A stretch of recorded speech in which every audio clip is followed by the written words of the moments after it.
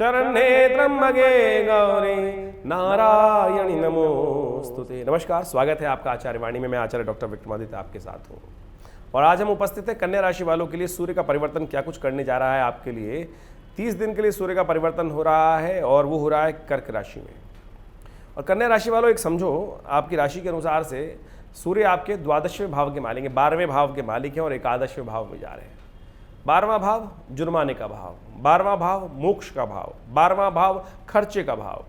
कहाँ जा रहे हैं? वहाँ का स्वामी लाभ में, यानी जो विशेष तौर पर 11वें भाव में जा रहे हैं, लाभ में जा रहे हैं। और वो क्या प्रभाव उत्पन्न करेंगे उसके बारे में आपको समझ लेना चाहिए। उससे पहले ये समझ लें कब जा रहे हैं। 16 जुलाई को जा रहे हैं, ये परिवर्तन होने जा रहा है कर्क राशि में। 16 जुलाई के दिन ग्रहों का योगायोग, यानी 17 की जो से सूर्योदय से पहले जो हो रहा है, इसलिए 16 जुलाई को हम बोल रहे हैं कि 17 की सुबह सूर्योदय से पहले 5:01 पर, सूर्योदय उसके बाद होगा, तो इसलिए पुण्य उसी दिन रहेगा। रविवार का अवसर है उस दिन और 17 अगस्त तक ये योग रहने वाला है।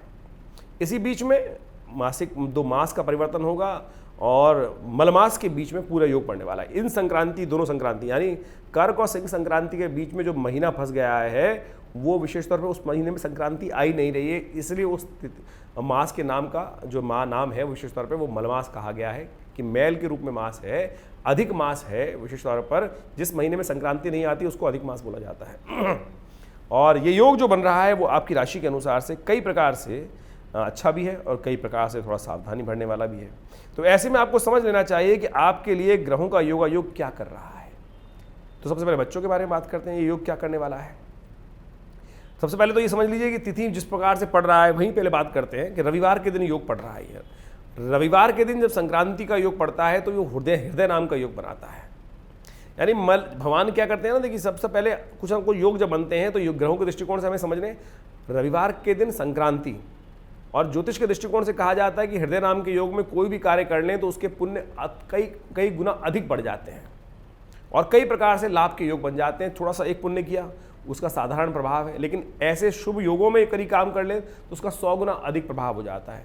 तो जब जिस दिन ग्रहों का परिवर्तन हो रहा है उसी दिन जब हृदय नाम का योग बना हुआ है तो थोड़े से पुण्य कार्य उसी दिन कर लीजिए। पुण्य कार्यों का मतलब कोई बहुत बड़ा दान पुण्य नहीं होता है, आप ही सामर्थ्य तो अवश्य करने का प्रयास करें। कम से कम इतना तो कर ही सकते हैं कि आप गायत्री का मंत्र का पाठ कर लें, सूर्योदय से पहले उठकर भगवान सूर्य को अर्घ्य दे दें। एक लोटे में थोड़ा जल देकर भगवान सूर्य को अर्घ्य दे दीजिए, थोड़ा मीठा डाल लीजिए उसके अंदर। देखिए आपकी राशि के अनुसार से बहुत बढ़िया सुंदर परिवर्तन होगा और भगवान सूर्य के आशीर्वाद से आपके जीवन में कल्याण के योग बनेंगे। सूर्य हमारी राशि के अनुसार से हमारे पौराणिक दृष्टिकोण से प्रत्यक्ष देवता माने जाते हैं। चाहे आप चाहें चाहे ना चाहें, उनका दर्शन नित्य प्रति आपको होना ही है। और ये प्रत्यक्ष देवता है, सूर्य नारायण है, और इनका दर्शन करने से समस्त सृष्टि की संरचना चलती है। समस्त सृष्टि इसी कारण से विद्यमान है, इस बात को भी हमें समझना चाहिए। हमारा सोलर सिस्टम जो है, ये गैलेक्सी जो है, सोलर गैलेक्सी जो है, मिल्की वे, विशेष तौर पर सूर्य के कारण से ही बनी हुई है और वही सेंट्रलाइज उसकी पावर है। तो इसलिए हमारे यहाँ भगवान सूर्य को विशेष सूर्य नारायण के रूप में जाना जाता है और कहा जाता है भगवान विष्णु के समक्ष इनकी पूजा होनी चाहिए, इसलिए उनको प्रत्यक्ष देवता की संज्ञा दी जाती है। तो इसका लाभ अवश्य आपको लेने का प्रयास करना चाहिए सुंदर योग का। आप समझ लीजिए क्या कुछ होने के योग हैं। देखिए आपके सूर्य जो है वो 12 के भाव के मालिक हैं और 11वें भाव में, 11वें भाव में जा रहे हैं। तो शिक्षा के दृष्टिकोण से जो लोग कार्य कर रहे हैं, जो लोग पढ़ रहे हैं या शिक्षा के क्षेत्र में हैं, उनके लिए तो ये समय बहुत अच्छा दिखाई देता है। लाभ के योग दिखाई देते हैं, यानी जो बच्चे पढ़ रहे हैं उनके लिए अच्छी इंप्रूवमेंट के योग, उस राशि वालों के लिए, कन्या राशि वालों के लिए जो बच्चे हैं उनके बहुत अच्छे योग, उन्नति के योग दिखाई देते हैं। जो लोग प्रोफेशनल कार्य कर रहे हैं, चाहे कलाकार हैं या दार्शनिक हैं, फिलोसफर्स हैं, और उनके लिए भी विशेष तौर पर आगे बढ़ने के उनकी यानी लाभ प्राप्ति के योग दिखाई देते हैं। लोग थोड़े महत्वाकांक्षी अधिक हो सकते हैं, लेकिन उनको उनके अनुसार से बहुत अच्छे से आगे बढ़ने के अवसर प्राप्त होने के योग दिखाई देते हैं। दार्शनिक स्थिति में नई चीज़ें प्राप्त होने के योग दिखाई देते हैं बहुत सुंदर तरीके से।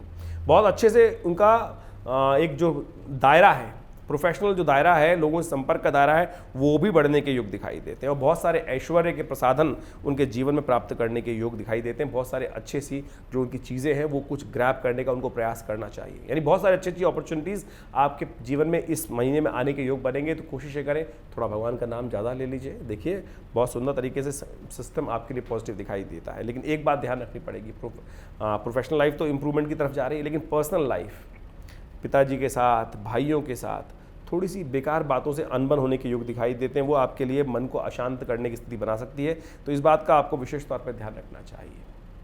आपके जीवन साथी के साथ थोड़ी सी कुछ ना कुछ कष्ट होने के योग दिखाई देते हैं, तो ऐसे में विशेष तौर पर कन्या राशि वालों को इस बात का भी ध्यान रखना चाहिए कि जीवन साथी के स्वास्थ्य के मामले में ध्यान रखें। उनके साथ विशेष तौर पे उनकी चिंता आपको थोड़ी ज़्यादा रह सकती है ऐसे समय में। और एक बात और, आपकी कन्या राशि वालों के लिए एक्स्ट्रा मैरिटल अफेयर्स के योग भी बनते दिखाई दे रहे हैं और वहाँ पर कुछ ज़्यादा धन खर्च होने के योग दिखाई देते हैं। तो थोड़ा सावधान होकर रहिएगा, बेकार के चक्करों में धन उड़ाइएगा मत। यहाँ पर आपके लिए कुछ समस्याएं उत्पन्न करने की स्थिति ग्रह दिखा रहा है। प्रेम प्रसंगों में, एक्स्ट्रा मैरिटल अफेयर्स में, जिन कई सारे लोग नहीं होते हैं, अब इस कन्या राशि वालों को सारी मत समझ लीजिएगा। बहुत सारे लोग फिर हमको उल्टा सीधा कहना शुरू कर देंगे आप कन्या राशि, सबको नहीं भैया, जिनके हैं। अब वो किनके हैं, उनके राशि के अनुसार से हर व्यक्ति की जातक, सारी कन्या राशि वालों के नहीं बोल रहे हैं। जिनकी कुंडली में शुक्र मंगल का योग है तो उनके लिए ऐसा योग बन सकता है कि खासतौर पर प्रेम, विशेष तौर पर एक्स्ट्रा मैरिटल में कुछ ज़्यादा खर्च हो जाए, या प्रेम में जो लोग हैं उन पर खास, लेकिन उनको ध्यान रखना चाहिए। हमने ये बात इस बात में बताई आपको। सरकार तौर पर आप जो लोग काम कर रहे हैं, जो लोग नौकरी करते हैं, आपके बॉसेस के साथ आपके संबंध अच्छे होने के योग दिखाई देते हैं। साथ साथ पे आपके लिए अच्छे योग बनते दिखाई दे रहे हैं। घूमने फिरने का कार्यक्रम बन सकता है, जल यात्रा के होने के योग दिखाई देते हैं, और खासतौर पे जल से आनंद की प्राप्ति के योग भी आमतौर पे दिखाई देते हैं। एक बात का ध्यान रखिएगा, आपके विचार अस्थिर ना हो।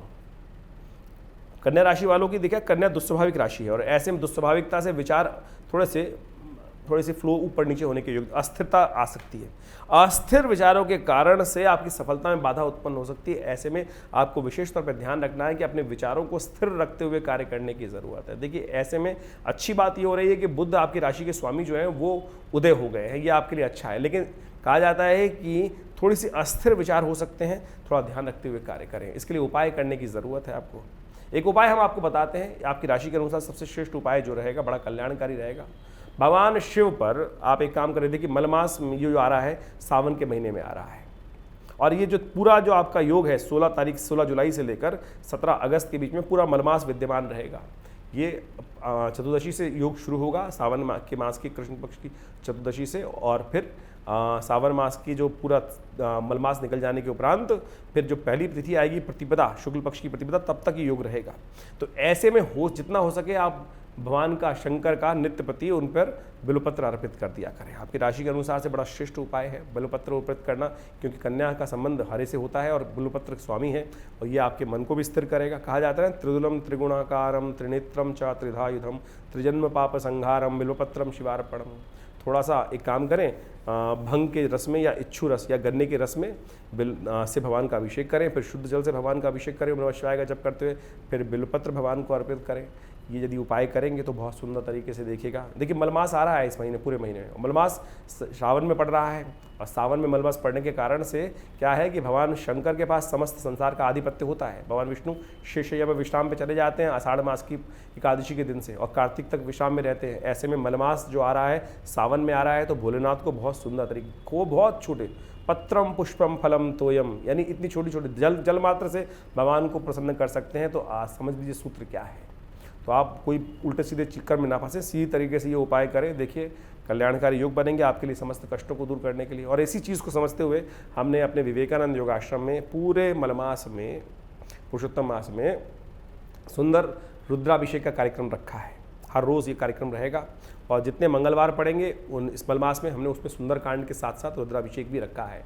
तो आप भी इन सुंदर कार्यक्रमों में सम्मिलित हो सकते हैं, अपने योगदान को समर्पित कर सकते हैं। और आपके यदि आ नहीं पा रहे हैं तो योगदान को आप समर्पित करके अपने नाम से हमारे पूजा पंडित जी कराकर आपको उसका प्रसाद इत्यादि भेजेंगे, और देखिएगा आपके जीवन में कल्याण के योग बनेंगे।